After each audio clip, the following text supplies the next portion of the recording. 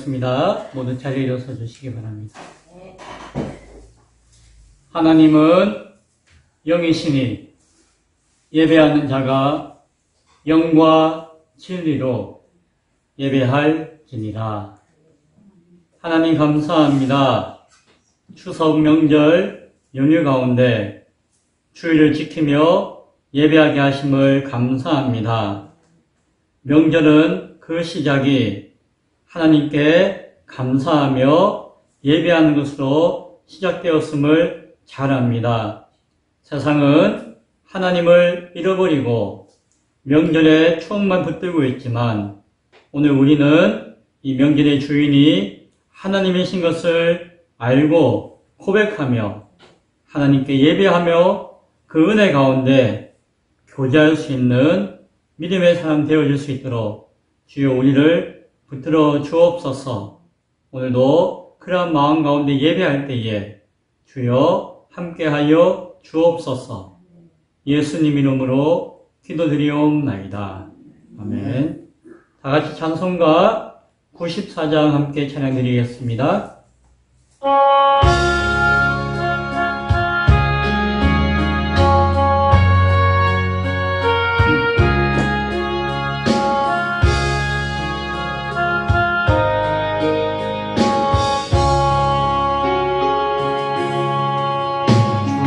예수보다 더 귀한 것은 없네. 이 세상 부귀와 바꿀 수 없네. 영주 끝내 대신 돌아가신 그 놀라운 사랑 잊지 못해. 세상 즐거움 다 버리고 세상 자랑 다 버렸네. 주 예수보다 더 귀한 것은 없네. 예수 밖에는 없네. 주 예수보다 더 귀한 것은 없네. 이 세상 명예와 바꿀 수 없네. 이전에 즐기던 세상 일도 주 사랑하는 마음 뺏지 못해. 세상 즐거움 다 버리고 세상 자랑 다 버렸네. 주 예수보다 더 귀한 것은 없네.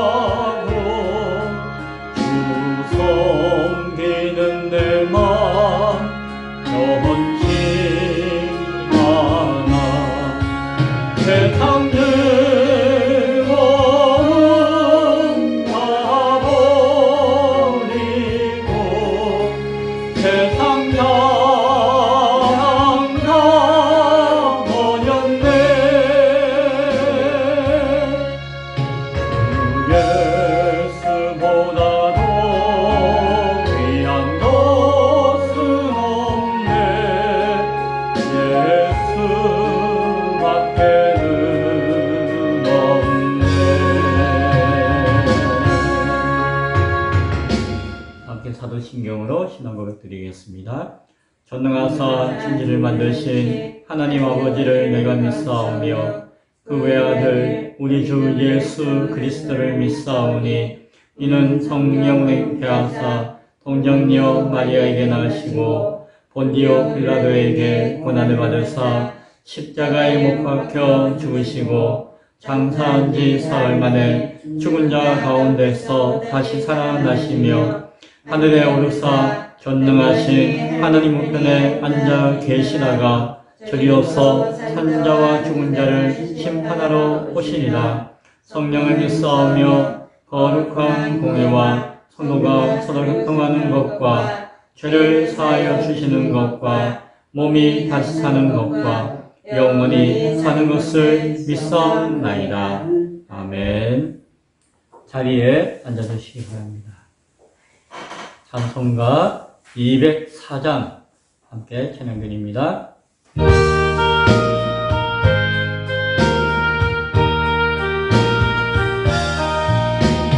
주의 말씀 듣고서 순행하는 자는 반석 위에 터놨고 집을 지은 같아. 비가 오고 물 나며 바람불이 터도 반석 위에 세운 집 무너지지 않네. 잘 짓고 잘 짓세 우리 집 잘 짓세. 만세 반석 위에다 우리 집 잘 짓세. 주의 말씀 듣고도 행치 않는 자는 모래 위에 터놨고 집을 지은 같아. 비가 오고 물 나며 바람 부딪힐 때 모래 위에 세운 집 크게 무너지네. 잘 짓고 잘 짓세 우리 집 잘 짓세. 만세 반석 위에다 우리 집 잘 짓세. 세상 모든 사람들 집을 짓는 자니 반석 위가 아니면 모래 위에 짓네.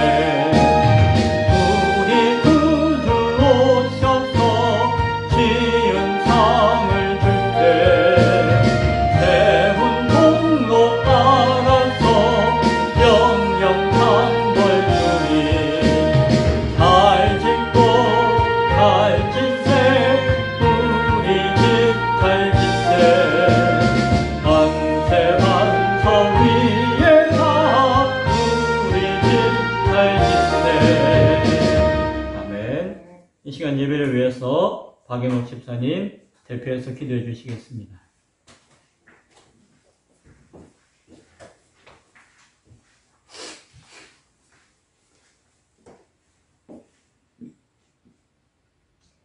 사랑과 은혜가 풍성하신 하나님 아버지, 참으로 감사합니다. 오늘도 거룩하신 주일 하나님께서 불러주시고 이 시간 또 예배하게 하시니 참으로 감사드립니다. 이 시간 한 분 한 분 어루만져 주시고 아버지 은혜 가운데 더욱더 주님 은혜 가운데 살아갈 수 있는 지혜와 용서함으로 인도하여 주시옵소서. 우리 연약한 자에게는 아버지께서 만져주시고 정결케 하여 주셔서 정말 하나님을 알 수 있는 그런 심령이 될 수 있도록 하나님 들어 주시옵소서. 아버지 이 시간 예배 시간에 머리 숙여 기도하는 우리 성도님들 한 분 한 분 어루만져 주셔서 진리신 하나님을 잘 믿고 의지해서 정말 우리가 반석에 집을 짓는 것 같이 하나님께 더욱더 충성하며 살아갈 수 있도록 도와주셔서 정말 천국 백성 될 수 있도록 하나님 인도하여 주시옵소서. 오늘도 만왕의 왕이신 주님께서 우리를 사랑하사 이 시간 아버지 예배하게 하셨사오니 우리의 마음이 다르나 우르나 치우치지 않게 도와주시옵소서. 생명의 근원이신 주님을 잘 알 수 있도록 우리의 마음과 생각도 하나님 들어주시고 언제나 신실하신 주님 앞에 겸손히 나갈 수 있도록 주님 인도하여 주시옵소서.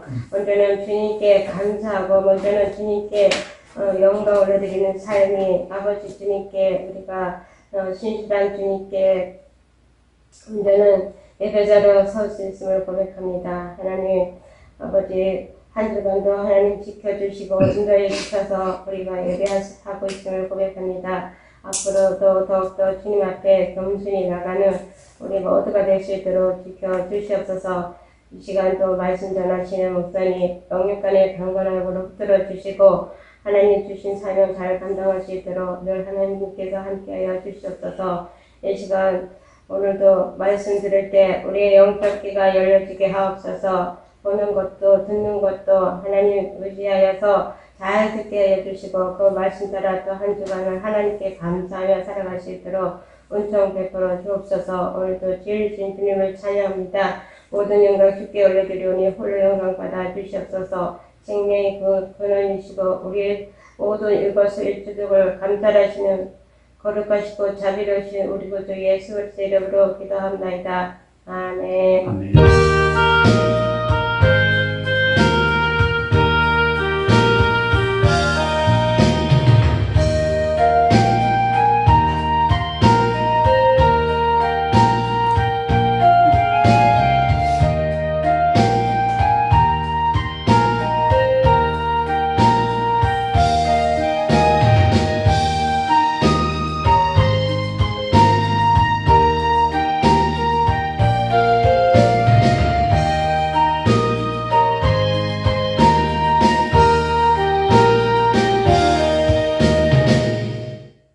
하나님 말씀은 요한복음 5장 17절부터 29절까지의 말씀입니다. 요한복음 5장 17절부터 29절 신약성경 150쪽입니다.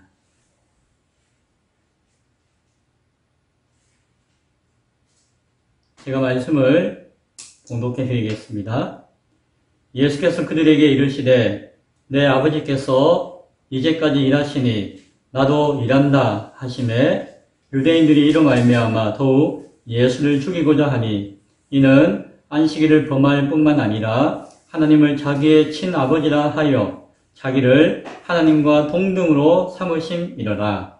그러므로 예수께서 그들에게 이르시되 내가 진실로 진실로 너희에게 이르노니 아들이 아버지께서 하시는 일을 보지 않고는 아무것도 스스로 할 수 없나니 아버지께서 행하시는 그것을 아들도 그와 같이 행하느니라. 아버지께서 아들을 사랑하사 자기가 행하시는 것을 다 아들에게 보이시고 또 그보다 더 큰 일을 보이사 너희로 놀랍게 여기게 하시리라. 아버지께서 죽은 자들을 일으켜 살리심같이 아들도 자기가 원하는 것들을 자들을 살리느니라. 아버지께서 아무도 심판하지 아니하시고 심판을 다 아들에게 맡기셨으니 이는 모든 사람으로 아버지를 공경하는 것 같이 아들을 공경하게 하려 하심이라.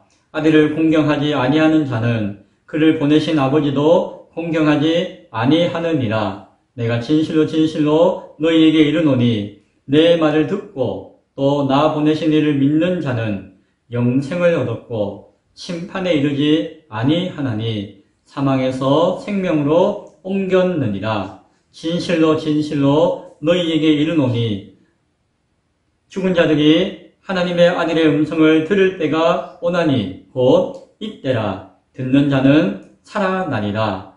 아버지께서 자기 속에 생명이 있음같이 아들에게도 생명을 주어 그 속에 있게 하셨고 또 인자됨으로 말미암아 심판하는 권한을 주셨느니라.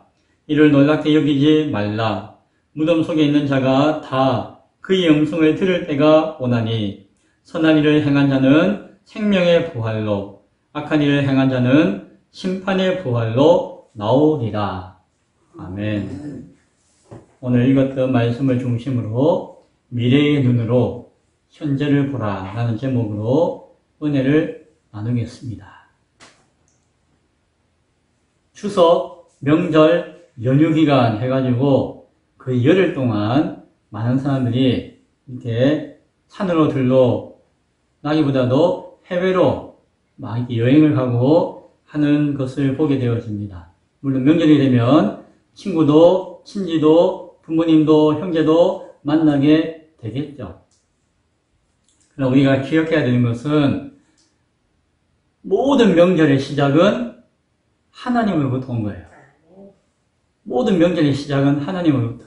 그러나 사람이 살아가면서 하나님을 잃어버리고 살다 보니까 이제 명절만 남았고 명절에 있는 사람만 남아서 하나님이 잊어버린 것이지 원래 모든 명절의 근원은 하나님과의 관계가 있음을 잘 생각하고 하나님 안에서 명절을 이웃과 형제들과 잘 교제할 수 있는 시간 될 수 있기를 바랍니다.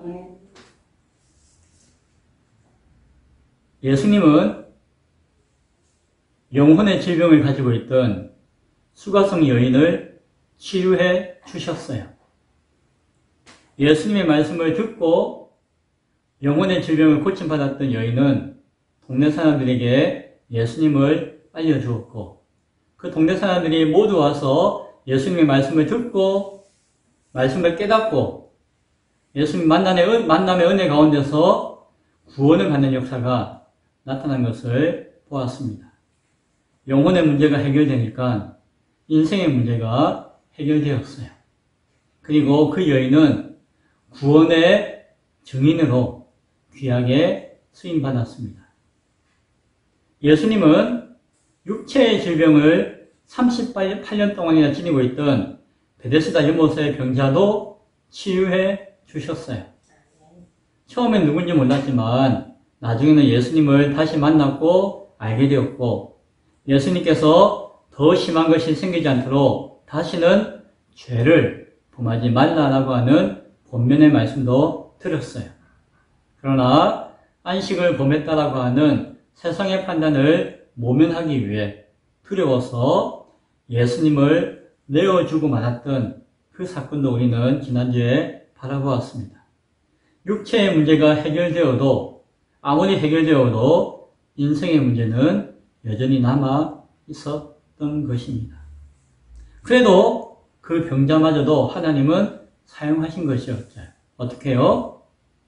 안식일의 주인이 누군가를 안식일의 명령의 의미가 무엇인가를 깨닫도록 또 한편으로는 예수님이 세상 가운데 박해받고 죽음을 당하는 길의 불씨로서 그를 사용하셨습니다. 이 땅에 있는 모든 인생은 하나님의 섭리를 벗어난 인생은 없어요. 뭐 잘난 자나 못난 자나 믿음을 가진 자나 믿음이 없는 자나 모든 인생은 다 하나님의 섭리 가운데 쓰임받고 있습니다. 선한 믿음으로 일한 자도 사용하시는 것이고 악한 믿음으로 일한 자도 하나님은 사용하세요. 그러나 이 땅에서는 잘 구별이 안 되지만 그 마지막 결과는 분명하게 달라진다는 사실을 우리는 잘 알고 있는 줄로 믿습니다. 마지막을 바라보는 그 마지막 분별되어서 구분되어지는 그때를 바라보는 눈으로 그런 마음으로 오늘의 삶을 판단하고 살아갈 수 있는 지혜가 우리 가운데 있기를 간절히 축원드립니다. 예수님은 안식일을 어겼다는 명목으로 자신을 박해하고자 달려드는 사람들에게 오늘 말씀을 하셨어요. 17절에 내 아버지께서 이제까지 일하시니 나도 일한다 라고 먼저 말씀하셨어요. 이거는 아이고 내가 이래서 저래서 변명하는 것이 아니라 선포하는 선언이었어요. 그리고 이후에 오늘 나누는 말씀과 다음 주에 나누는 말씀을 쭉 하시는 그 설교의 주제이자 제목이 되었어요. 아버지께서 일하시니 나도 일한다 라는 제목으로 설교하신 것이었어요. 하지만 자신들의 종교적인 이념에 굳어진 유대인들은 그 한마디에도 즉각적으로 반응을 나타내었어요. 어떻게 해요? 안식일을 어겼던 죄를 가지고 막 물으려고 했는데 이것만이 아니라 하나님을 자기 아버지라고 이런 괘씸한 이런 불경스러운 신성모독의 죄를 가지고 벌하고자 했어요. 당시에 신성모독의 죄는 사형이었기 때문에 그들은 그것을 핑계로 예수님을 죽여야겠다라고 결단하게 된 것이었습니다. 하나님은 누구보다도 잘 안다라고 하고 잘 믿는다고 신앙했던 자부했던 그들이었지만 하나님의 아들을 박해하고 죽이고자 하는 일에 앞잡이가 되어지는 사건을 우리는 보게 되는 것입니다. 오늘날도 예수님을 잘 안다라고 하나님을 잘 믿는다라고 여기는 교회가 오히려 예수님을 가장 반대하는 자가 될 수도 있음을 우리는 경계하며 말씀을 드려야 할 줄로 믿습니다. 자, 이제 내 아버지께서 이제까지 일하시니 나도 일한다라는 설교가 시작되어졌어요. 그 설교 말씀을 오늘 우리도 이제 같이 들어요. 그리고 은혜 받기를 원합니다. 예수님이 설교하신 것을 제가 전하는 것이니까 그래서 우리가 선한 믿음의 일을 하는데 수임받는데 귀한 미끄럼으로 삼을 수 있기 바랍니다. 자, 설교 내용을 봅니다. 먼저는 아버지께서 하시는 일은 아들을 통해서 계속된다라고 말씀해 주셨습니다. 저는 할아버지를 한 번도 뵌 적이 없어요. 근데 듣기는 저 경남 남해 고성 지역에서 예전에 한약방을 하셨다는 이야기를 들었어요. 남해는 옛날에 유배 가는 동네였어요. 남해 고성. 그러니까 아마 저희 선조도 어떻게 바른 소리 하다가 그곳에 유배하면서 일가가 형성되었는지도 모르겠어요. 그건 제 역사를 안 따져봤지만 어쨌든 바닷가 해안가에 있는 그 마을에서 이제 한약방을 하고 사셨어요. 그리고 아버지는 또 할아버지와는 전혀 다르게 법에 관한 일을 하셨어요. 그 옛날에 부산대학교가 생긴 지 얼마 안 됐을 때에 부산대학교 정치외교학과를 입학하셨고 졸업은 못 하신 것으로 알고 있어요. 그 당시에. 그때 저희 고모부가 변호사셨는데 귀하죠. 그때 변호사는 엄청 귀한데 고모부가 변호사였기 때문에 아버님이 이제 그 일을 같이 도와서 하셨어요. 일을 하다 보니까 나중에는 이제 변호사들이 모여있는 합동법률사무소라고 하는 사무소의 사무장으로 마지막 은퇴할 때까지 계속 일을 하셨어요.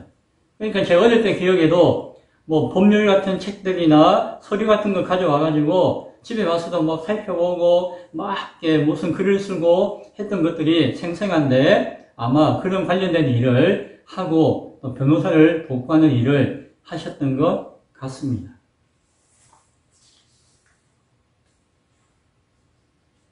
그때 아버지가 본인도 법을 많이 알고 하니까는 일처리로 이렇게 따박따박 하셨고 그리고 주변에 이제 법률적인 조언이나 자문이 필요할 때는 변호사는 아니지만 그래도 이제 나름 그곳에서 종사하고 법을 아셨기 때문에 많은 분들에게 이렇게 조언을 하고 자문을 하고 상담을 해주셨던 기억이 나요.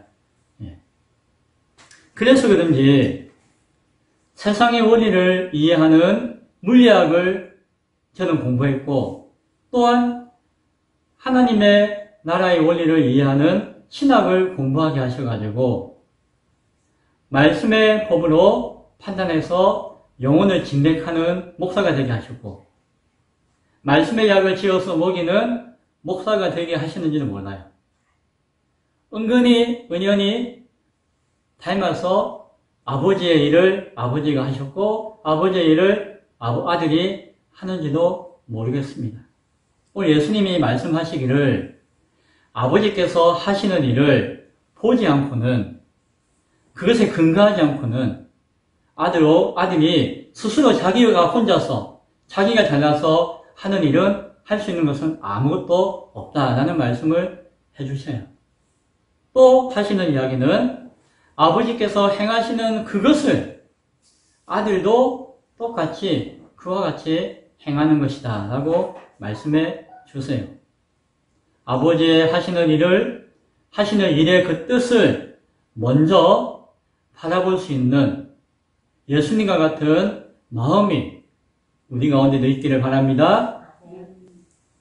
두 번째로 하신 말씀이 아들에게 맡기신 보다 더 큰 일이 있다라고 말씀해 주셨어요. 그러니까 아버지가 하시는 일을 내가 아들이 하는데, 그런데 아버지께서 아들에게 특별하게 맡기신 보다 더 큰 일이 있다라고 말씀하시는 거예요. 20절에 보니까 아버지께서 아들을 사랑하사 자기가 행하시는 것을 다 아들에게 보이시고 또 그보다 더 큰 일을 보이사 너희로 놀랍게 여기게 하시리라. 아버지의 뜻은, 아버지의 원래 생각은 자기가 행하는 모든 일을 아들에게 보여주고 싶은 것이었는데, 그게 그치는 것이 아니라 더해가지고 그것보다도 더 큰 일까지도 아들에게 보여주고 싶다라고 말씀하세요. 보여준다는 것은 그 일을 맡겨서 행하도록 하시고자 하는 뜻 가운데 나타내신다는 것이죠. 그런데 그 더 큰 일은 모든 사람들이 놀랄 수밖에 없는 일이다라고 말씀하고 있는 것이에요. 아들에게 보여주시고 그 아들이 맡아서 행하기 원하시는 아버지의 뜻 가운데 있는 더 큰 일은 무엇일까요? 21절과 22절에 나와 있습니다. 아버지께서 죽은 자들을 일으켜 살리심 같이 아들도 자기가 원하는 자들을 살리느니라. 아버지께서 아무도 심판하지 아니하시고 심판을 다 아들에게 맡기셨으니. 더 큰 일이 무엇이라고요? 하나는 생명을 살리는 일, 또 하나는 생명을 심판하는 일. 이 두 가지 일을 더 크고 더 귀한 사명으로 아들에게 맡겼다라고 말씀하시는 것이에요. 이 일을 맡기기 위해서, 이 일을 위해서 태초에 하나님과 함께 계셨고 만물의 창조 가운데 함께 동역하셨던 성자 하나님이 하나님의 아들이라고 하는 그 신분으로 이 땅 가운데 성육신하셔서 사람의 아들이 되셨고 장차 십자가에 죽기까지 순종하셨다는 것을 우리는 잘 알고 있습니다. 23절에 이는 모든 사람으로 아버지를 공경하는 것 같이 아들을 공경하게 하려 하심이라. 아들을 공경하지 아니하는 자는 그를 보내신 아버지도 공경하지 아니하느니라.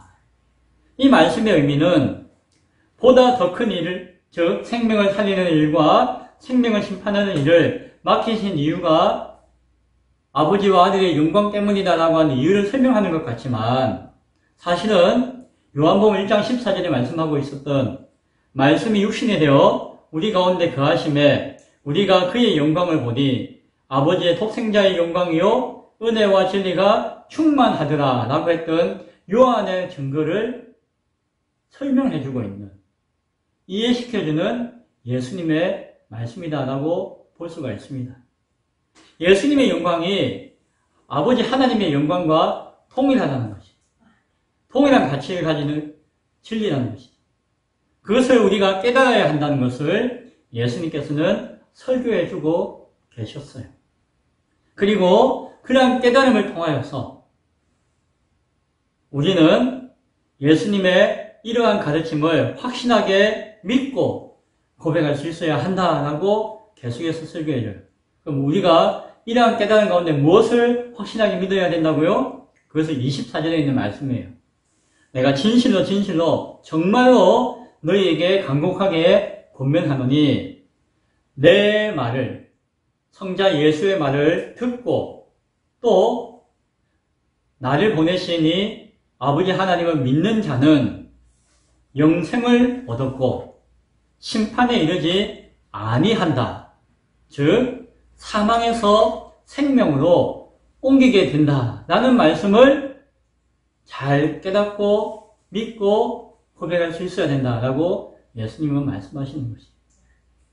예수님께서 보다 더 큰 일, 즉 생명을 살리고 생명을 심판하는 일을 맡으셨기 때문에 이와 같이 가르침을 선포하실 수가 있는 것이 24절의 말씀을 선포할 수 있는 이유는 예수님이 생명을 살리는 일과 생명을 심판하는 더 큰 일을 맡으셨기 때문에 이러한 말씀을 우리에게 하실 수가 있는 것이 오늘 예수님이 하신 이 말씀을 오늘 들었잖아요. 이 말씀을 온전히 믿을 수 있다면은 우리는 영생을 얻고 심판에 이르지 않음을 믿을 수 있기 바랍니다.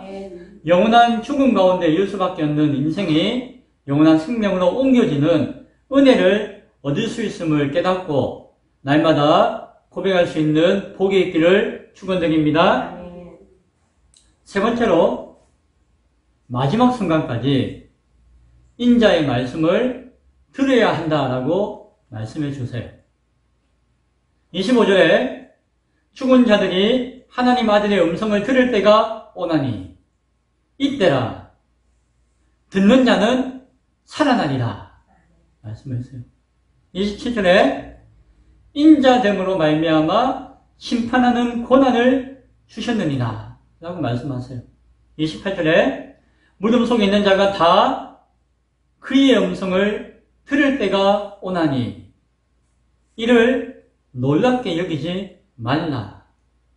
하나님의 더 큰 일, 생명을 살리고 생명을 심판하는 그 사명을 들을 때에 그것은 온 세상 사람들이 놀랄 일이지만 그러나 믿음을 가지고 그 사실을 알고 그 음성을 들을 때면은 우리는 놀랍게 여기지 말라라고 말씀하시는 것입니다. 29절에 선한 일을 행한 자는 생명의 부활로 악한 일을 행한 자는 심판의 부활로 여기서는 영원한 형벌의 심판을 향한 부활로 나아오리라 라는 말씀으로 설교의 한 단락을 말씀해주고 계십니다. 먼저 예수님은 자신을 인자라고 말씀하세요. 사람들은 예수님을 이렇게 저렇게 선지자니 하다가 나중에는 그리스도시요 하나님의 아들이시요 막 이야기했는데 예수님은 자신을 향해서 인자라고 부르셨어요. 나는 인자다. 목사님 인자가 뭔데요? 인자는 한자로 말하면은 사람 인자의 아들 자자죠. 사람의 아들이다. 예수님은 자기가 사람인 것을 강조하신 건가요? 그게 아니에요. 잘 들으세요. 예수님이 인자라고 하실 때에는 사람으로 육신을 입고 이 땅에 오셨지만 본래는 하나님의 아들이신 분이라는 뜻이에요. 사람으로 육신을 입고 오신 하나님의 아들이라는 뜻이에요. 그것이 인자라는 뜻이에요. 그래서 사람의 아들이라고 할 때에 그냥 내가 사람의 아들이라는 것을 강조하는 것이 아니라 무엇이다? 사람으로 온 하나님의 아들이다 라고 하는 의미가 인자라는 예수님의 고백 가운데 예수님의 칭하신 가운데 있는 것이 따라서 인자 대신 예수님은 내가 생명을 살리는 일과 함께 생명을 심판하는 고난을 아버지로부터 받은 존재다라고 하는 그냥 고백과 깨달음을 무엇을 통해서 이야기한다고요? 나는 인자다. 비록 사람으로 왔지만 하나님의 아들 되는 존재로서 왔다는 이름 안에서 말씀해주고 있는 것이에요. 인자됨으로 오셨다는 그 뜻의 의미는 구체적으로 하나는 예수님이 사람으로 오셨다는 것이에요. 완전한 사람으로 오셨다는 것이에요. 그는 본체 하나님이시지만 하나님과 동등됨을 취하지 아니하셨다는 것이에요. 하나님이시지만 하나님과 동등됨으로 취하지 않는 사람의 몸을 입고 온 존재로서 이 땅에 오셨다는 것이에요. 그래서 예수님은 무엇을 할 수 있는 가능성이 있었다고요? 육체가 연약하기 때문에 죄의 시험과 미혹을 받으셨다 안 받으셨다? 받으셨다는 거예요. 죄를 지을 수 있는 연약함이 있으셨다는 것이. 그러나 죄를 짓지 않으셨다는 것이. 우리는 예수님 하나님의 아들이신데 죄는 그냥 원래 안 짓는 거 아니에요?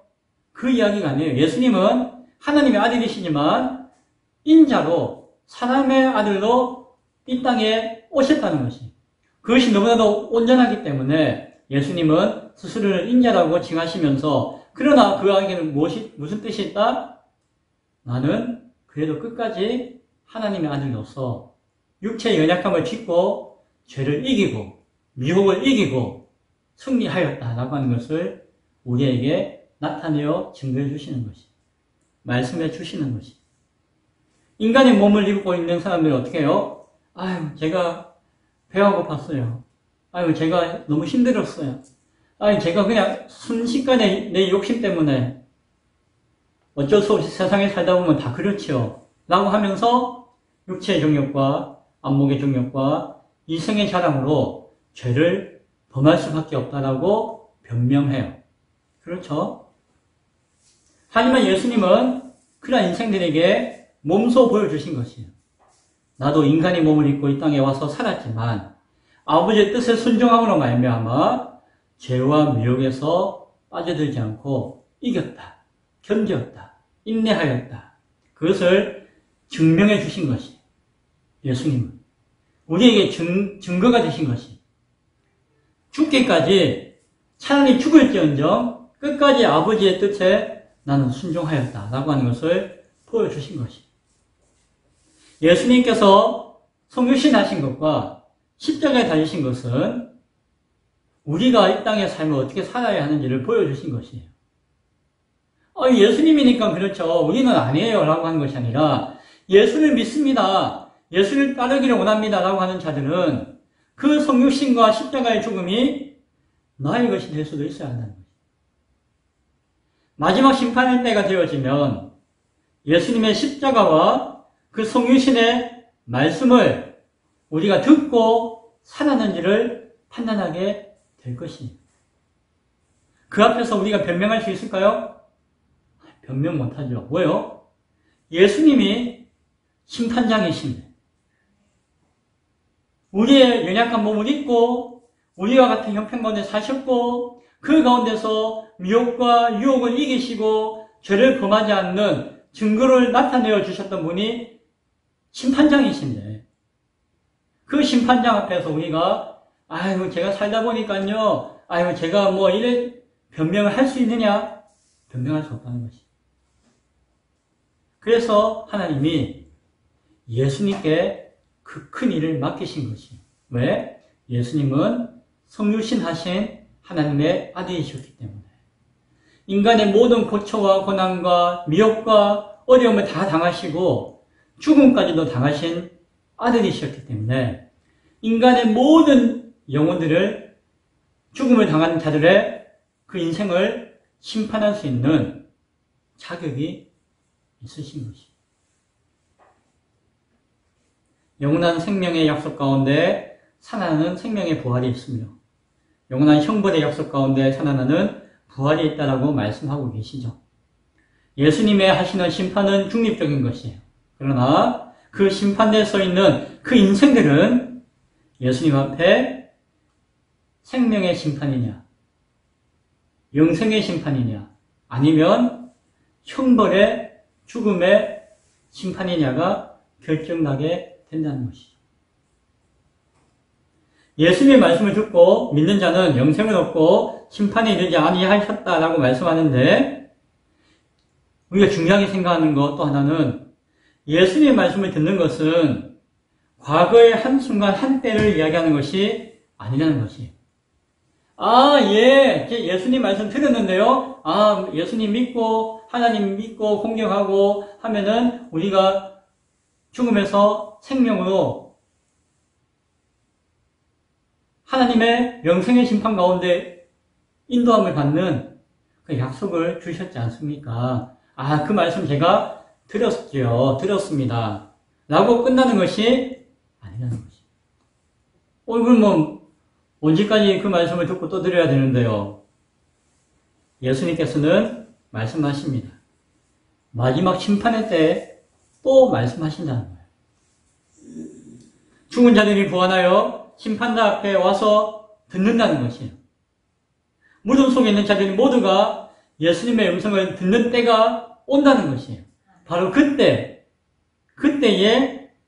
예수님의 말씀을 동일하게 듣는지가 중요하다는 것이에요. 옛날에 그때 들었던 게 아니고 그그 말씀의 효과와 그 말씀의 필요성은 언제까지 필요하다고요?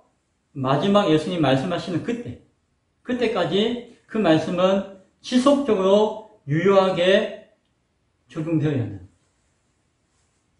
그때가 되면 그 말씀을 우리에게 다시 한 번 더 물으신다니까요. 모든 자들 앞에 묻는다라고 말씀하신다라고 이야기해요. 예수님이 말씀을 들을 때에 그 말씀이 그 신명 가운데 살아있고 그 말씀의 역사가 증거가 남아있는 신명들은 그 말씀을 들을 때에 아멘 할렐루야 하면서 영생의 자리로 나아갈 것이고, 그 말씀을 들었으나 말씀을 잃어버리고 상관없는 삶을 살고 있고 그 말씀과는 전혀 반대되는 그런 인생 가운데서 마지막 때에 그 말씀을 다시 들으면은 언제 그 말씀 하셨죠? 이렇게 하는 자들에게는 영생의 자리가 보장되지 않는다는 거죠. 오히려 그것은 영불의 음성으로 들려지는 것과 같게 되어진다는 것이죠. 오늘 예수님 말씀을 듣는 자가 말씀을 믿었다고 한다면은 반드시 마지막 심판의 그 순간에도 통일한 예수님의 말씀 앞에 아멘으로 자신의 들었던 말씀을 고백할 수 있어야 한다는 사실을 잘 기억할 수 있기를 바랍니다. 내 말을 듣고 또 나 보내신 이를 믿는 자는 영생을 얻고 심판에 이르지 아니하노니 사망에서 생명으로 옮겼느니라. 오늘 우리에게 들려지는 이 말씀이 나의 믿음의 말씀이 될 수 있기를 소원합니다. 동시에 내 마음에 머리에 새겨져서 내 삶 가운데 증거되어서 마지막 그 순간에도 동일하게 들려지는 말씀으로 우리 가운데 고백될 수 있기를 다시 한번 더 간절히 축원드립니다. 어떤 말씀요? 내 말을 듣고 예수님 말씀을 듣고 깨닫고 그대로 사는 인생, 그 말씀을 통해서 나를 보내신 하나님 아버지의 뜻을 알고 그 하나님을 신뢰하며 공경하는 인생, 그것으로 말미암아 영원한 생명을 보장받고 약속받은 인생, 영벌의 심판 가운데 이르지 않는다라고 하는 말씀을 확신하는 인생, 죄를 지어서 타락한 인생이 영원한 죽음에 이를 수밖에 없었지만 그 믿음 가운데서 영원한 생명으로 옮김받았다라고 하는 이 말씀을 믿는 인생이 저와 여러분의 인생 될 수 있기를 축원드립니다. 말씀을 맺고자 합니다.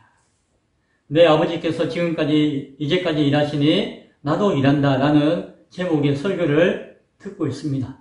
예수님께서 이 제목 가운데, 이 주제 가운데 말씀하고 계세요. 아버지 하나님의 뜻과 영광을 위해 순종하시는 아들 예수 그리스도의 그 맡으신 일이 생명을 살리는 일과 영원한 형벌을 판단하는 심판의 재판장이 되는 큰 일이라는 것을 잘 기억할 수 있기 바랍니다. 그것은 우리 인생 가운데 너무너무 놀라운 일이지만 주님은 놀라지 말라라고 말씀해주고 있습니다. 마지막 심판의 날, 심판의 때가 반드시 온다는 사실을 명심할 수 있기 바랍니다. 이 사실마저도 잊어버리고 사는 인생은 얼마나 허망한 인생이에요. 마지막 그 시대에 미래의 눈을 활짝 떠서 보시고 그 미래의 눈으로서 현재 우리의 삶을, 인생을 바라보는 지혜가 있을 수 있기를 바랍니다. 마지막 그날의 광경을 보면서 오늘 우리가 어떻게 살아야 하는지를 깨달아야 하는 것이에요. 미래에 들려지는 그 주님의 음성을 오늘도 들려질 때에 들을 수 있기를 바랍니다. 그리고 마지막 순간에 내 말을 듣고 나를 보내신 이를 믿는 자는 영생을 얻고 심판에 이르지 아니하는다는 주님의 그 음성이 들려진다는 사실과 그 음성을 미리 듣고 깨닫고 오늘부터 그날까지 잘 붙드는 고백하는 말씀으로 삼을 수 있기를 바랍니다. 그 말씀이 오늘 우리에게 다시 한 번 더 들려졌어요. 그리고 마지막 순간에 그 말씀이 들려질 것이에요. 그때 우리 어떻게 해야 된다고요? 기쁘고 즐거운 마음으로 기다렸다는 듯이 아멘 하고 외칠 수가 있어야 할 것입니다. 오늘부터 그날까지, 오늘부터 그때까지 진심으로 계속해서 마음과 영혼 가운데 그 말씀을 듣고 내가 알고 있습니다라고 고백하면서 변함없이 하나님의 나라의 영원한 생명을 나아갈 수 있는 우리 모두가 될 수 있기를 간절히 축원드립니다. 기도하겠습니다. 하나님, 요한 사도가 증언해주고 있는 예수님의 말씀을 들었습니다. 예수님께서 하나님의 아들을 알지 못하는 세상의 율법 가운데 자기의 신념과 이념으로 삼고 그것에 만족하며 신앙하고 있는 유대인들을 향한, 각박한 신앙인들을 향한 권면의 말씀을 들었습니다. 주여, 주님은 말씀하십니다. 마지막 심판의 날 그때를 바라보며 오늘 너희의 신앙과 삶을 돌아보아야 한다라고 말씀하셨습니다. 오늘 우리도 미래의 그날의 눈을 열게 하시고 그날의 음성을 듣게 하시고 오늘 우리가 어떻게 그날을 준비하며 살아야 할지를 깨닫고 온전한 믿음을 지킬 수 있도록 주여 도와주옵소서. 예수님 이름으로 기도드리옵나이다. 아멘. 찬송가 216장 찬양 드리며 준비한 헌금 하나님께 드리겠습니다.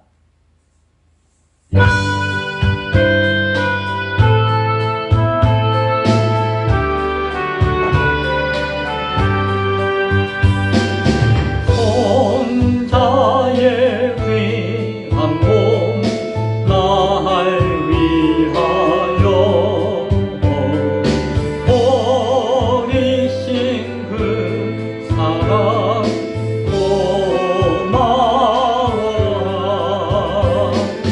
내 머리 숙여서 주님께 비는 말 나무와 주님께 바치리까. 지금도 날 위해 간구하시니 이 얕은 믿음이 아옵나니 주님의 탐사랑 놀랍고 놀라워 한 손과 기도를 쉬지 않네. 주님의 십자가 나도 지고 신실한 믿음과 마음으로 형제의 사랑과 친절한 위로를 네게나 베풀게 하옵소서. 만 가지 은혜를 받았으니 내 평생 슬프나 즐거우나 이 몸을 온전히 주님께 바쳐서 주님만 위하여 살겠네. 아멘. 나의 삶의 시선이 주님의 때와 미래 가운데 있게 하시고 현재를 분별하며 준비하도록 도와주소서. 감사드렸습니다. 무명으로 감사드렸습니다. 주일원금 하나님 앞에 드렸습니다. 기도하겠습니다. 주님의 날을 준비하고 기다리는 삶의 모습이 어떠해야 될지를 깨닫게 하시니 감사합니다. 하나님, 오늘 드려지는 물질과 그 물질에 드려지는 심령의 손길 가운데 주님께서 축복하셔서 주님 다시 오시는 날을 잘 준비하며 기다릴 수 있는, 그리고 그날을 준비하는 데 쓰임받을 수 있는 영혼과 물질 되어지도록 축복하여 주옵소서. 예수님 이름으로 기도드리옵나이다. 아멘. 교회 소식을 알려드립니다. 가을이 익어가는, 정말로 가을이 익어가는 게 느껴져요. 이제 저기 이제 주변에 가면은 단풍이 조금씩 들죠. 일기예보 보니까, 진부의 오대산이 올해 전국에서 가장 빨리 단풍이 든대요. 예보상 17일. 그 다음에 설악산, 그 다음에 어디 하면서 쭉쭉쭉쭉쭉 내려가는 거예요. 진부가 우리나라에서 제일 단풍이 드는 지역이구나. 이어가는 10월, 또 추석 명절 연휴가 이어지고 있죠. 형제와 친지와 만나서 식사하며 예수님의 사랑을 전합시다. 한 말씀 드리는데요. 명절날 예배 드리는 건 귀하죠. 근데 예배 드리는 것만큼 귀한 게 뭐다? 평소에 못 보던 형제들을, 부모님을, 친지들을 만나는 게 귀해요. 만나서 밥 먹는 거예요. 예수 믿으라 말하면 말할 것도 말 안 해도 돼요. 그냥 만나서 하하호호 즐겁게 지내고 그리워하는 마음과 애틋한 마음으로 작별하면서 내 안에 있는 예수님을 증거하는 거예요. 예수님을 증거하는 것은 말로도 할 수 있지만 말하지 않아도 알아요. 그렇죠? 그래서 명절 기간에 꼭 친척들과 친지들과 자녀들과 부모님과 만나서 밥 한 끼 먹으면서 시간 보낼 수 있는 기회를 꼭 사모하고 가질 수 있기를 바랍니다. 그래서 저도 이제 부산에 가요. 가서 이제 월말에 이사 준비를 해야죠. 가서 이제 짐도 대충 정리하고 해서, 물론 이사 때도 가긴 가야겠지만, 이번 가서 할 일이 명절 세는 거 말고 이사 준비하는 것도 있을 것 같습니다. 다녀오겠습니다. 가정신방이 진행 중에 있습니다. 타 지역 선거나 특별한 날 신방을 원하시는 가정은 신청해 주시기 바랍니다. 그래서 우리 가족 오셔서 예배 드리시고 기도해 주시고 하나님 이름으로 축복해 주세요 라고 원하시는 분은 언제든지 저에게 신청해 주시면 방문해서 신방할 수 있도록 하겠습니다. 다른 지역에 있는 지체들과 동역자들과 함께 교회를 세워가는 사명을 나눌 수 있도록, 우리끼리 하는 게 아니에요. 맞죠? 함께 하는 것이에요. 하나님의 교회는 또 준비된 영혼들이 있어요. 기도하는 영혼들이 있어요. 합력해야 되는 것이에요. 항상 생각하며 기도할 수 있기를 바랍니다. 또 우리가 기도해 줄 수 있기를 바랍니다. 기타 내용은 주보를 참조해 주시기 바랍니다. 기도하겠습니다. 지금은 우리 주 예수 그리스도의 은혜와 하나님의 크고 놀라우신 사랑하심과 성령님의 교통 충만 역사하심이 명절을 앞두고 하나님이 명절의 주인 되심을 고백하며 주님 다시 오시는 날을 그 믿음의 고백 가운데 어떻게 준비하며 살아야 할지를 깨닫고 결단하는 예비하는 귀한 신명들과 권속들 머리 위에, 또 명절 가운데 만나는 믿음을 갖지 못하는 서운했던 친지들과 친척들과 가족들 머리 위에 지금부터 영원토록 함께 있을지어다. 아멘.